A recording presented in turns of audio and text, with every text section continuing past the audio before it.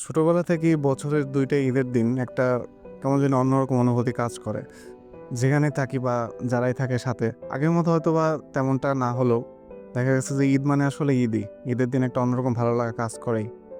তো গতকালকে ইফতারের আগে চলে গেছিলাম নানা বাড়ি। ওখানে সবাই ভাই-বোনরা ছিলাম আমরা। নানা বাড়িতে এখানে কনস্ট্রাকশনের কাজ চলছে।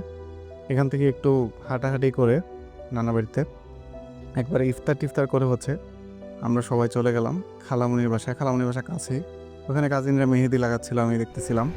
তারপরে অনেক রাত পর্যন্ত আমরা গল্প-টল্প করে সকালবেলা খালুর সাথে বের হয়ে গেলাম নামাজের জন্য। যেটা হচ্ছে আমার কাছে মনে হয় যে ঈদের একদম মেইন পার্ট। একদম ঈদের নামাজ সবাই একসাথে পড়ার যে ফিলিংটা আর একদম সকালে উঠে নামাজ পড়তে যাওয়ার।